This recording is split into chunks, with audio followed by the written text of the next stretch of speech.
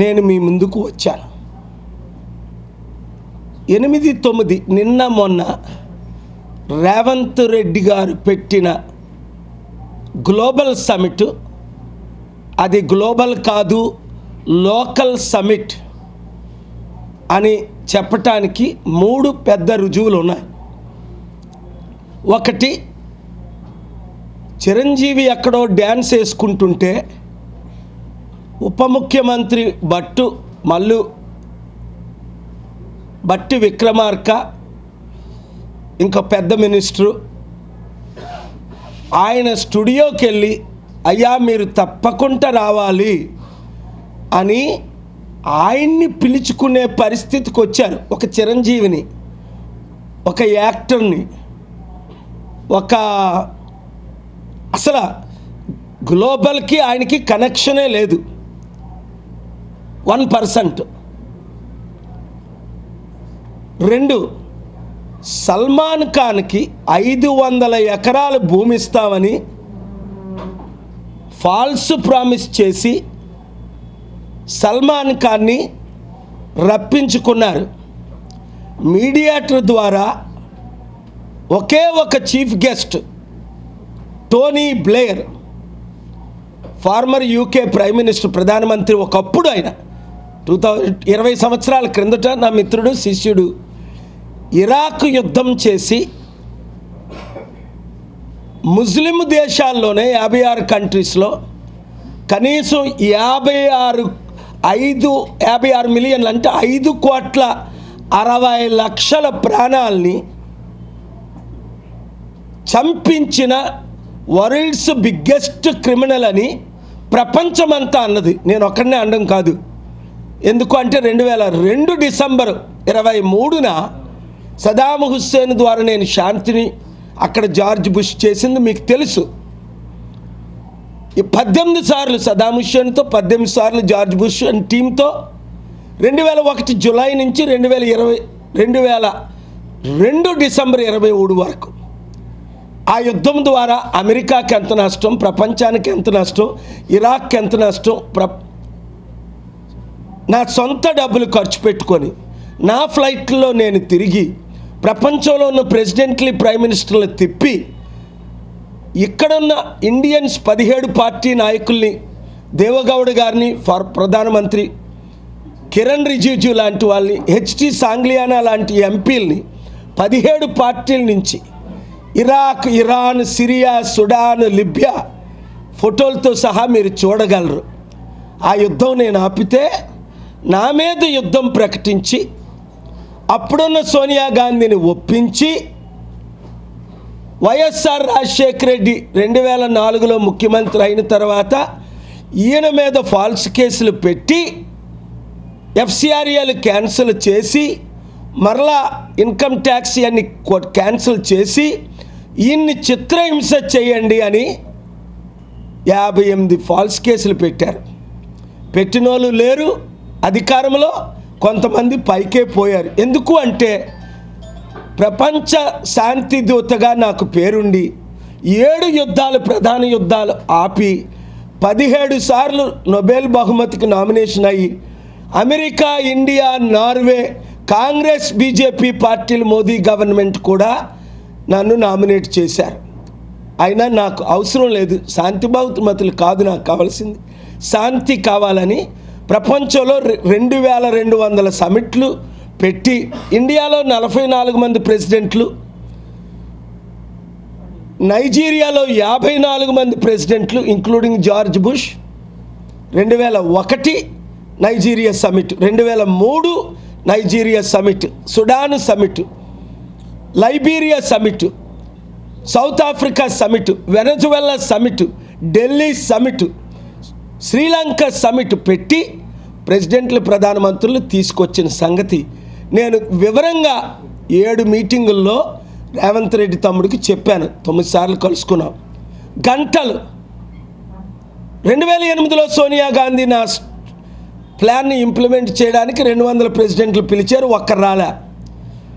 గత సంవత్సరం, ఈ సంవత్సరం రేవంత్ రెడ్డి ఈ సంవత్సరం 400 కోట్లు తన తమ్ముడికి బడ్జెట్ ఇచ్చి మీటింగ్ పెట్టి సమిట్ పెట్టి 6,000 మంది పోలీసులతో నిర్ణయిస్తే 200 దేశాల నుంచి ఒక్క ప్రెసిడెంట్ వచ్చారా, ఒక్క ప్రైమ్ మినిస్టర్ వచ్చారా, ఒక్క ఫారెన్ మినిస్టర్ వచ్చారా, ఒక్క స్పీకర్ వచ్చారా?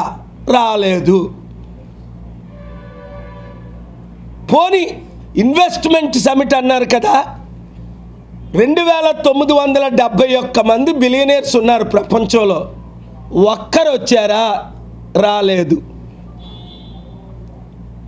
200 మంది అంబాసిడర్లు ఉన్నారు ఢిల్లీలో, కనీసం ఒక 3, 4, 5 ఎవరో పేరు లేని వాళ్ళు 2 వచ్చారట. దేశాల పేర్లే ఎవరికి తెలియదు. చూడండి, ప్రజా డబ్బుని రేవంత్ రెడ్డి ఏ విధంగా అవినీతితో రాష్ట్రాన్ని సర్వనాశనం చేశారో. మనవడితో ఆడుకుంటున్నాడు, గోళీలాడిది ఏదో చిన్న 4.5 కోట్ల తెలంగాణ ప్రజలతో ఆడుకున్నారు. ఇంతకంటే రుజువులు ఏం కావాలి? ఇప్పుడు ఇన్వెస్ట్మెంట్స్కి వచ్చేస్తున్నాను. చూడండి, మీరందరూ షాక్ అయిపోతారు.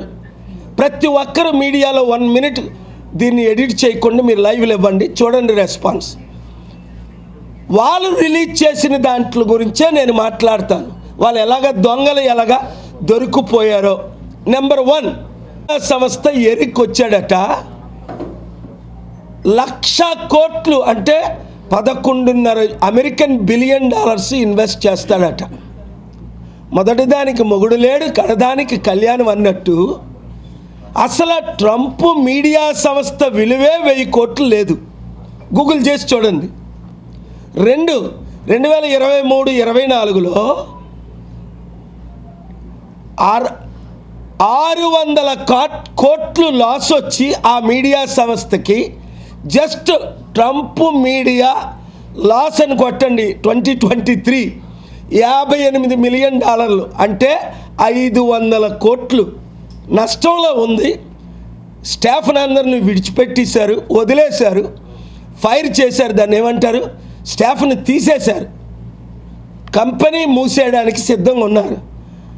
వాళ్ళకే 1,000 కోట్లు లేనప్పుడు 500-600 కోట్లు నష్టం కలిగినప్పుడు ఈ 2 సంవత్సరాల్లో ఆయన ప్రెసిడెంట్ అయిన తర్వాత కూడా ఆయన ఏ విధంగా 1,00,000 కోట్లు ఇన్వెస్ట్మెంట్ చేస్తారు? అంటే ఇంతకంటే మోసం చేసే ముఖ్యమంత్రి ఎవడైనా ఉంటాడా ప్రపంచంలో? దేశంలో కాదు. ఇన్ని అబద్ధాలు ఆడినా రాహుల్ గాంధీ ఆయన ఎందుకు తీయట్లేదు? సోనియా గాంధీ ఆయన ఎందుకు తీయట్లేదు? తీస్తే 20-30 మంది ఎమ్మెల్యేలతో బీజేపీలో కలిసిపోతాడు. బీఆర్ఎస్ ఈయన బీజేపీ 8, బీఆర్ఎస్ 39, ఈయన 20తో ఇమీడియట్గా 10 రాష్ట్రాల్లో ఏ విధంగా మహారాష్ట్రలో ఏక్నాథ్ షిండేతో గవర్నమెంట్ స్థాపించారో కాంగ్రెస్కు ఉన్న రాష్ట్రం పోతుంది. నెలకు దాదాపు 1,000 కోట్లు ఈయన కేరళకి, ఇతర రాష్ట్రాలకి, బీహార్ ఎలక్షన్కి పంపుతున్నారని క్లియర్గా అపోజిషన్ వాళ్ళు ఆరోపణలు చేస్తున్నారు. డబ్బు అయితే పంపుతున్నారని అందరికీ తెలుసు, కలెక్ట్ చేస్తున్నారని. ఈ ట్రంప్ ఎన్ని అబద్ధాలు ఆడాడో మీరు ఒకసారి గూగుల్ చేయండి. ట్రంప్ లైస్ అని 34,879 అబద్ధాలు ఆడింది సిఎన్ఎన్ఏ చెప్తుంది. ప్రపంచంలో number 1 channel. Washington post Jeff Bezos చెప్తున్నాడు. మరి ఇప్పుడు ట్రంప్ మాదిరిగానే రేవంత్ రెడ్డి ఎలక్షన్ ముందు 100 అబద్ధాలు, ఎలక్షన్ తర్వాత 100 అబద్ధాలు ఆడుతుంటే నాకు ఎంత తమ్ముడైనా న్యాయం మాట్లాడాలి కదా. నేను రాష్ట్రం తరపుని, మన తెలుగు రాష్ట్రాల తరపుని, దేశం తరపుని రుజువులతో న్యాయం మాట్లాడకపోతే దేవుడు నన్ను క్షమించడు కదా, ప్రజలు నన్ను క్షమించరు కదా, రాష్ట్రాన్ని మనం కాపాడలేం కదా. 2, ఇంకొక ఇన్వెస్ట్మెంట్ గురించి మాట్లాడతాను. అంబానీ గ్రూప్ అంటే మీడియా ఎవరెవరు కానీ చెప్పక తప్పదు. వాళ్ళ అబ్బాయి యానిమల్ ప్లాంట్ మీరు చూశారు. ఎంత ఘోరంగా అంబానీ అంటే 99% ప్రజలు వారికి ఇష్టం ఉండదు. ఎందుకు? లక్షల కోట్లు దోచుకున్నారు. నేను అదే హైకోర్టులో సుప్రీంకోర్టులో వాదనలు వినిపించాను. అయ్యా, ఇలాగ మీరు అన్యాయం చేస్తుంటే, లక్షల కోట్లు దోచుకుంటుంటే, దోచుకున్న వాళ్ళు పని చేయరు, కాంట్రాక్ట్లు ఇచ్చిన ముఖ్యమంత్రులు పని చేయరు. కనుక కొందరు పేర్లు చెప్పను, ఎందుకంటే వాళ్ళు కూడా మీడియా ఓనర్స్ కనుక, కనీసం ఈ మాటలు కూడా వాళ్ళు పబ్లిష్ చేయరు కనుక. 3, ఈ లిస్టు ఎంఓయూలు అని ఒక 25 ఎంఓయూలు వాళ్ళే మెమొరాండమ్ ఆఫ్ అండర్స్టాండింగ్ అని రిలీజ్ చేశారు.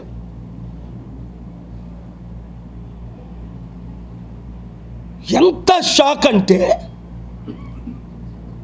అందులో 3000 మంది ప్రపంచ కుబేరుల్లో ఒక్కడ సంతకం పెట్టలేదు. ఎందుకు వింటారా? వాడు సంతకం పెడితే వాడు ఫినిష్ అయిపోతాడు, వాడిని సూ చేయొచ్చు. ఇప్పుడు ట్రంప్ సంతకం పెట్టాడు అనుకోండి, ఆయనకు సొంతంగా ఒక 40,000 కోట్లు వేస్తుంది దోచుకున్నది. ఆ 40,000 కోట్లు కోర్టుకెళ్ళి చేస్తారని ట్రంప్ పెట్టలేదు, ట్రంప్ వైఫ్ పెట్టలేదు. ట్రంప్కున్న 2 కొడుకులు, ఇప్పుడు చిన్నోడితో 3 కొడుకులు, కోడలు, అల్లుళ్ళు పెట్టలేదు. ట్రంప్ ఫ్యామిలీ పెట్టలేదు. ట్రంప్ మీడియా ఆర్గనైజేషను ఒక అనామకుడు, ఆయన పేరే నేను లైఫ్లో వినలేదు. వాడు సంతకం పెడితే దానికి ఏమైనా విలువ ఉందా? ఎంఓయు అంటే ఏంటి? మేము మీకు ఇన్వెస్ట్ చేస్తాము అన్నది. వీళ్ళు ఏమనుకుంటున్నారు? 3 లక్షల కోట్లు వచ్చింది, 5 లక్షల కోట్లు వచ్చింది. 300 కోట్లు, 400 కోట్లు నువ్వు ఖర్చు పెట్టావు ఈ సమిట్కి. కనీసం 400 కోట్లైనా ఇన్వెస్ట్మెంట్ బ్యాంకులో వచ్చిందా? ఏ కంపెనీ 400 కోట్లు ఇచ్చింది? అకౌంట్ ట్రాన్స్ఫర్ చేసిందా? క్యాష్ తీసుకొచ్చి మీకు ఇచ్చారా? నల్లధనం. అది మీరు శ్వేతపత్రం రిలీజ్ చేయండి. చాలా ఇంపార్టెంట్ విషయాలు ఈరోజు నేను మాట్లాడను, ఎందుకంటే కోర్టులో కేసు ఉంది. 9,292 ఎకరాలని మేము 1 ఎకరం ఇవ్వము అని గత శుక్రవారం 5 రోజుల క్రిందట నేను 23 నిమిషాలు వాదనలు వినిపించిన తరువాత ఇంకొక బినామీ లాంటితో పబ్లిక్ ఇంట్రెస్ట్ లిటిగేషన్ వేయించి నన్ను తప్పుదారి పట్టించి, కోర్టును తప్పుదారి పట్టించి ఈ భూములన్నీ కబ్జా చేయడానికి చాలా తెలివిగా నేను వేసిన పిల్లు తర్వాత 10 రోజుల తర్వాత వాళ్ళతో వేయించి, వాళ్ళలోనే ఒకటితో, అబ్బాబ్బాబ్బా, దరిద్రులకి ఎన్ని తెలివితేటలుంటాయి, అవినీతి పరులకి ఎన్ని తెలివితేటలుంటాయి, దోచుకునే దొంగలకి, గజ దొంగలకి ఎన్ని తెలివితేటలుంటాయి. మంచి టాలెంట్ ఉన్న వాళ్ళని తెలివితేటలు వాడుకోరు. అయినప్పటికీ ఆనరబుల్ జస్టిస్ కోశీ బెంచ్ నా వాదనలు విన్న తరువాత గవర్నమెంట్ ప్లేడరు అడ్వకేట్ జనరల్ నేను ఉంటుండగే మేము ఒక ల్యాండ్ ఎలియనేట్ చెయ్యము అన్నారు. మరి కాంట్రాక్ట్లు ఎలాగొస్తాయి ల్యాండ్ ఇవ్వకుండా? ఎవరికి ఎంత ల్యాండ్ ఇచ్చారు? శ్వేతపత్రం రిలీజ్ చేయాలి, లేదా ఇన్ఫర్మేషన్ యాక్ట్ కింద కోర్టు ద్వారా నోటీసులు పంపించి మీరు చేసిన అవినీతి నేను బయట పెడతా, లేదా మేము అన్యాయం చేసాం, మా సమిట్ ఫెయిల్ అయిపోయింది, ఎవరు రాలేదు, మీరు అన్నట్టు ఒక ప్రెసిడెంట్ రాలేదు, ప్రైమ్ మినిస్టర్ రాలేదు, ఫారెన్ మినిస్టర్ రాలేదు, నాయకులు రాలేదు, 3,000 మందిలో ఒక్క కుబేరుడు రాలేదు, ఒక ఇన్వెస్టర్ రాలేదు, ఒక జెఫ్ బెజోస్ రాలేదు, ఇలాన్ మస్క్ రాలేదు, మార్క్ జకర్బర్గ్ రాలేదు. చివరికి మన అవినీతి పరులైన ఇండియన్ బిలియనర్స్ కూడా రాలేదు. ఎందుకు? వాళ్ళకి నేను వార్నింగ్ ఇచ్చాను. మీరు సంతకాలు పెట్టారా? ఈ లీజులు తీసుకున్నారా? ఈ భూములు కబ్జా చేశారా? మరలా లైఫ్లో కాంగ్రెస్ పార్టీ తెలంగాణలో అధికారంకి రాదు. మేము ఎవరితోనైనా చేతులు కలిపి నెక్స్ట్ వచ్చేది తెలుగు రాష్ట్రాల్లో మేమే. అవసరమైతే అవసరమైతే 3 సార్లు అన్నాను, అందరినీ కలుపుకొనైనా ఈ అవినీతిని అంతం చేస్తాను. ఎందుకు? ఇప్పుడున్న వారందరూ అవినీతి పరులే. దానికి ఉదాహరణ రామ్మోహన్ నాయుడు ఏవియేషన్ మినిస్టర్. 7,600 ఫ్లైట్లు క్యాన్సిల్ అయ్యాయి. ఎన్ని? 7,600. ఒక్క యాక్సిడెంట్ అయితేనే అప్పుడు రైల్వే మినిస్టర్ పటేల్ గారు రాజీనామా చేశారు. పటేల్ గారేనా?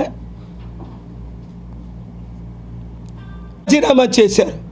రామ్మోహన్ నాయుడు మంత్రి, ఏవియేషన్ మంత్రి అయిన ముందే చెప్పాను, ఇంకో ఫీల్డ్ ఇవ్వండి. ఆయనకి ఇస్తున్న ఫీల్డే ఆయన్ని సర్వనాశనం చేయడానికి తెలివితేటలు లేక ఆయన తీసుకున్నాడు. ఎందుకు? ఆయనకి ఏవియేషన్ అనుభవం లేదు, ఏబిసిడీలు తెలియదు.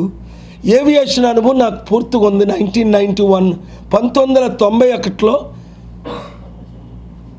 నేను సొంత విమానంతో చిన్న ఫ్లైట్ నుంచి 2002 రాబోయేసరికి 747 ప్రపంచంలో అతిపెద్ద ఫ్లైట్ అమెరికన్ ప్రెసిడెంట్ వాడుతున్న 2 విమానాలకు ఓనర్ని, ఫౌండర్ని, ప్రెసిడెంట్ని. 5,000 కోట్ల విమానం, ఒక విమానం. ఈరోజు కూడా అమెరికాలో ఒకటి, మెక్సికోలో ఒకటి ఉన్నాయి. ఈ పనికిమాల దరిద్రులు ఈ కాంగ్రెస్ పార్టీ గ్రౌండ్ చేసింది. ఇప్పుడున్న టీడీపీ, బీఆర్ఎస్, బీజేపీ వాళ్ళు రెస్టోర్ చేస్తాను, ఎఫ్సిఆర్ఎల్ ఇస్తానని ఇవ్వలేక నా మీద కేసులు పెట్టి నన్ను ఇబ్బంది పెట్టిన ప్రజల కొరకు గ్రామాలు తిరిగి ఫైట్ ఇస్తున్నాను. Aviation minister air India accident అయి 270 మంది చనిపోయిన రోజునే రాజీనామా చేసేయాలి. సరికదా? నిన్న ఆయన పార్లమెంట్లో మాట్లాడుతుంటే నాకు అతీతం. అక్కడ జోక్సు, కౌంటర్ అడిగితే ఒక ఎంపీ రోజంతా నేనున్నాను, నేను గూగుల్ చేస్తే ₹1,00,000 అయింది టికెట్, ఢిల్లీ టు హైదరాబాద్, హైదరాబాద్ ఢిల్లీ. లక్షల మంది కాదు, కోట్ల మంది పాసెంజర్లకి ఎంతో ఇంపార్టెంట్. కనీసం ఒక తల్లి చనిపోతే కూతురు సమాధి చేయడానికి కూడా వెళ్ళలేని పరిస్థితి. ఎందుకు? దానికి కారణం ఎవరో మీకు తెలుసు, నేను చెప్పను. 2 ఎయిర్లైన్స్. అమెరికాలో 10-15 ఎయిర్లైన్స్ ఉండడం ఏంటి, ఇక్కడ 2 ఉండడం ఏంటి? అక్కడున్న 30 కోట్ల ప్రజలకి 15 ఎయిర్లైన్స్ ఏంటి? American airlines, delta airlines, United airlines, south west airlines, jet blue. ఇక్కడ ఉన్న ఎయిర్లైన్స్ అన్నీ ఎవరు క్లోజ్ చేశారు? జెట్ ఎయిర్వేస్ని, సహారా ఎయిర్లైన్స్ని, ఇంకా అన్ని పేర్లు చెప్పను, అన్నీ క్లోజ్ చేసేసి ఇద్దరికి ఇచ్చేయడానికి, ఈ ఇండిగో కూడా అదానికి ఇచ్చేయడానికి. ఇదంతా తెలిసే చేస్తున్న నాటకం. రామ్మోహన్ నాయుడు 1% చిత్తశుద్ధి ఉంటే తక్షణమే రాజీ చేయాలని చంద్రబాబు నాయుడు గారు డిమాండ్ చేయాలి. ఎందుకంటే ఆయనే టీడీపీకి president, TDP MP Rammohan Naidu కనుక తక్షణమే అపోజిషన్ కూడా డిమాండ్ చేయాలి. మోదీ గారికి లెటర్ రాసింది నేను మీకు గ్రూపులో పెడుతున్నాను. మోదీ గారు ఆయన్ని రిప్లేస్ చేయాలి. అర్నబ్ గోస్వామి లాంటి నేషనల్ మీడియా రిపోర్టర్ కూడా ఇది అవినీతి, ఆయన రాజీనామా చేయాలని నేను పిలిచిన తరువాత ఒక 200 మంది ఇప్పటికీ ఎంపీలే ఆయన రాజీనామా చేయాలని కోరుతున్నారు. నేను యాక్సిడెంట్ అయిన దగ్గర నుంచి చెప్తున్నాను, రామ్మోహన్ నాయుడు రాజీనామా చేయాలని. కొంతమంది మీడియా చూపించరు. ఎందుకంటే ఆయన మన తెలుగోడు. మన తెలుగు రాష్ట్రాలకి చెడ్డ పేరు వస్తుంటే చూపించొద్దా? నేను ఆయనకి మంచి పదవి ఇవ్వమంటున్నాను. ఏవియేషన్ పదవి వద్దు, ఇంకొక పెద్ద మినిస్టర్ పదవి. ఎందుకంటే రామ్మోహన్ నాయుడిని చిన్నప్పటి నుంచి నేను చదివించాను. వాళ్ళ నాన్నగారికి ఫండ్స్ ఇచ్చి 7 ప్రాజెక్టులు ఇచ్చి నా కొడుకులా అంటాడు. మీకు తెలుసు ఎర్రంనాయుడు గారు నాకు ఎంతో క్లోజో. చిన్నప్పుడు రామ్మోహన్ నాయుడిని, వాళ్ళ కూతుర్ని, వాళ్ళ మదర్ తీసుకొచ్చినప్పుడు ఫాదరు నేను చేతులేసి బ్లెస్సింగ్ ఇచ్చాను. నేను ఆయనకి మంచి కావాలనే కోరుతున్నాను రామ్మోహన్ నాయుడికి. ఇప్పుడు చెడైపోతుంది. మన రాష్ట్రానికి చెడ్డ పేరు, మన దేశానికి ప్రపంచంలో చెడ్డ పేరు. కనుక ఈ న్యాయం జరిగే వరకు నేను పోరాడతాను. డీటెయిల్డ్గా కోర్టులో కేసు వేసిన తర్వాత రేవంత్ రెడ్డి సమితి అవినీతి, విజయ్ దేవగన్ ఒక మూవీ యాక్టర్, లోకలోడు కాదా? చిరంజీవి లోకలోడు కాదా? ఇక్కడేమో పవన్ కళ్యాణ్ తెలంగాణ వాళ్ళు తిడతాడు, అక్కడేమో అలా అన్న చిరంజీవి వెళ్ళి ముఖ్యమంత్రి గారు మాట్లాడారు ఆయనకి బాగా, రేవంత్ రెడ్డిని పొగుడుతాడు. అంటే ఎంత డబ్బు ఇచ్చారు వీళ్ళకి? లేదా మరలా మంత్రి పదవి ఇస్తానన్నారా? ఇంత అవినీత ఆలోచించండి. మనం అందరం కలిసి 7569441275కి ఇప్పటికే 1000 మంది గ్రూప్స్ పెట్టారు. మీరు గ్రూప్స్ పెట్టండి. తుని, విజయవాడ, గుంటూరు, రాజమండ్రి అని పేర్లతో గ్రూప్ స్టార్ట్ చేయండి. Rajahmundry PSP Praja Shanti party. ఎందుకంటే ఇప్పుడున్న కూటమి ప్రభుత్వం ఫెయిల్ అయిపోయింది, ఇప్పుడున్న పార్టీలన్నీ ఫెయిల్ అయిపోయాయి, తత్మాలు అందరూ మర్జ్ అయిపోయారు, ప్యాకేజ్ స్టార్లు అయిపోయారు. మనం ఒక్కరమే మిగిలాం. కాపులారా, బీసీలారా, ఎస్సీ ఎస్టీ ముస్లిం క్రిస్టియన్స్లారా, అగ్రవర్ణంలో నీతి ఉన్న సమస్త ప్రజలారా, రండి కలిసి పోరాడదాం, రాజ్యాధికారం తీసుకొద్దాం. Thank you very much. God bless you.